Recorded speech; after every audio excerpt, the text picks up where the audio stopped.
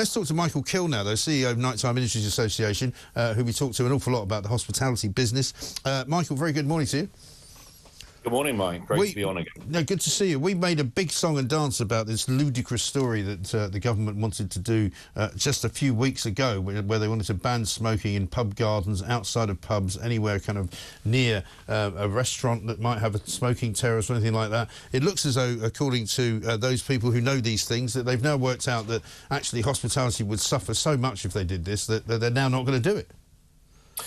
Very much so. I mean, we have presented a very strong case alongside many of the other trade organisations to really highlight not only the fragility of the industry at the moment, but the fact that this would impact heavily at just a really poorly timed moment. So for us, I mean, we've worked very hard to sort of push back, and if this comes to fruition, then it's the first positive step in the right direction. But as you can appreciate, the budget's going to be an interesting one next week, as you suggested. Yes. Well, interesting is one word for it. I'm not looking forward to it, I don't think, because I don't think anybody is, because if you have anything, it would appear, after watching what Keir Starmer's second go-round at defining what a working person is, he seems to think that anybody who's got anything at all is not what he would call a working person. Well, I think that the worst part about this is there's a hell of a lot of work going on in the background trying to sort of highlight, lobby in many respects on what's going on. But there just seems to be some odd noises coming out.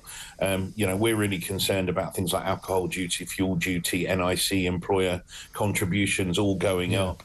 Obviously the smoking ban is a part of it, but those pieces that I've just mentioned are a bigger part. I think the biggest cliff edge that we have is this business rates relief, whether they're going to extend it or not, and they're holding their cards very close to their chest, which is a real concern. Yeah, absolutely right. I mean, funnily enough, we were just talking about this new Sexual Harassment Act that's coming in as well, which is going to make owners of businesses liable for making sure that sexual harassment doesn't happen, and they're particularly interested in what goes on in hospitality. I mean, are you worried about that as well, because it means that liability is no longer necessarily not with the owner of the business?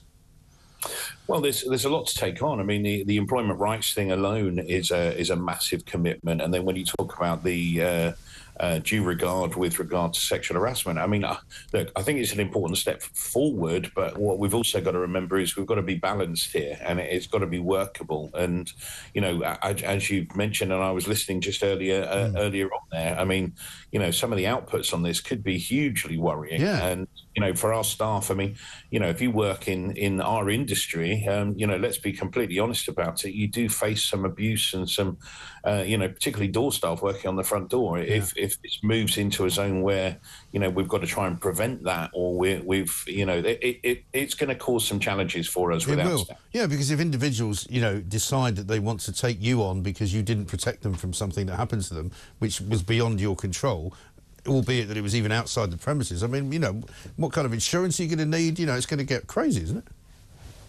Well, it's going to be hugely challenging, and I think what we need to really do is just press down. We're going to really have to try and understand exactly what these impacts are. And listening to one of the directors from Peninsula who we do work with, it's going to be an interesting time. I mean, it just seems like this government has packed in as many things as possible over a very short period of time, and the budget is really going to be the cherry on top of the cake. But there's a lot to contend with for our sector as a whole as we move forward. And we're hoping to get into the golden quarter and make some money and be able to come out the back end. But the worry we have is there is going to be a cliff edge in January if we don't get some clarity, because this uncertainty is a killer. It really is, absolutely. Good to talk to you. Michael Kill, CEO of Nighttime Industries Association. Yeah, Christmas is coming, guys, but God, Labour is going to tax the hell out of it.